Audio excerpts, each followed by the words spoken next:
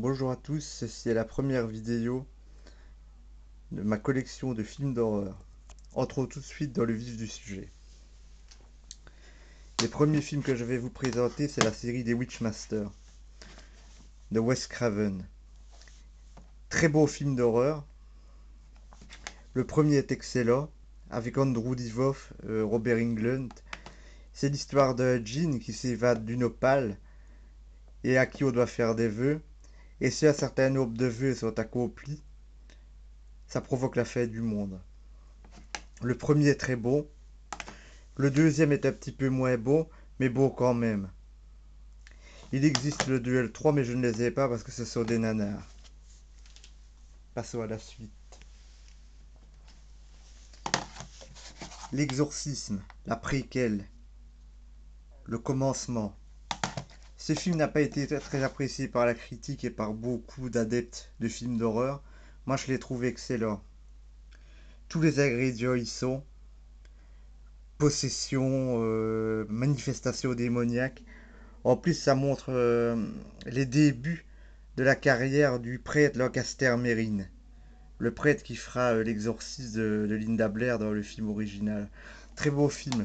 Moi, je l'ai apprécié, c'est un de mes préférés de la quadrilogie.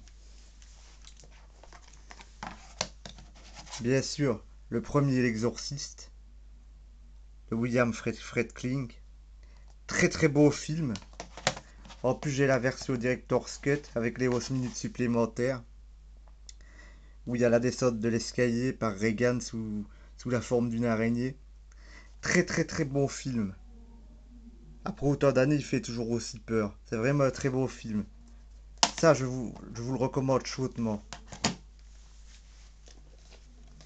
Sa suite, L'Exorciste, l'hérétique, le moins beau de tous. C'est un film de John Boorman. Euh, Ce film est bizarre. Il a des bonnes scènes. Pourtant, il est lent. Il ne fait pas très peur. On sait pas trop où on va avec ce film. C'est... Voilà. Il faut le voir parce qu'il fait partie de la collection, mais ce n'est clairement pas mon préféré. C'est le plus faible de la quadrilogie. Et enfin, ça c'est mon préféré. Pour moi, c'est le meilleur. Vraiment le meilleur. C'est le meilleur exorciste et c'est pour moi l'un des meilleurs films d'horreur. C'est L'Exorciste 3 de William Peter Blatty. L'Exorcisme 3 Légion. Ce film est tout bonnement excellent. C'est un film d'horreur qui fait peur, avec des héros matures. Euh, Vraiment très très très très très très très bon film. Des meurtres sataniques, une enquête de police. C'est vraiment un très beau film. Ce film, certaines scènes de ce film sont encore reprises à l'heure actuelle pour des nouveaux films comme Légion et compagnie. Ce film est excellent. Et là, ce n'est pas la version Director's Cut, parce qu'à ma connaissance, elle n'est jamais sortie en Europe. Donc le film est un petit peu censuré. Mais le film est excellent. Pour moi, le meilleur. L'Exorciste 3, c'est vraiment le meilleur. Passons à la suite.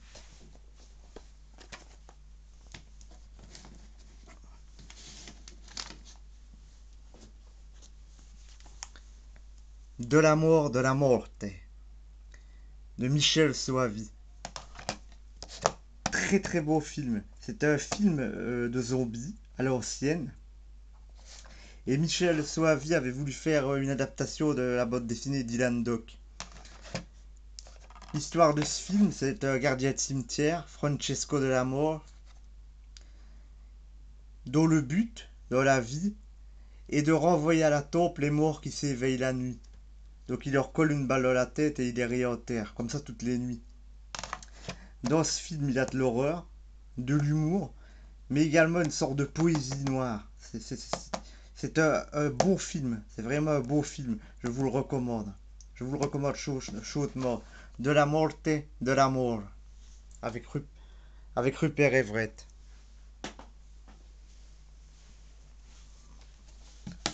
Et enfin, dernier film pour cette première partie, Haute Tension, d'Alexandre Aja. Superbe film. Dommage que la fin soit, le twist final soit si bizarre. Sinon, c'est un superbe film. Un film malsain, un film brutal, violent. Dans ce film, Aja a prouvé que la France pouvait faire de vrais beaux films d'horreur. Ce film me rappelle le premier Maniac avec Joe Spinell. Et Philippe Nao, il interprète un tueur vraiment glacial, sadique. Les scènes de gore sont très choquantes. Les meurtres à couper le souffle. C'est un très beau film, une très bonne pioche.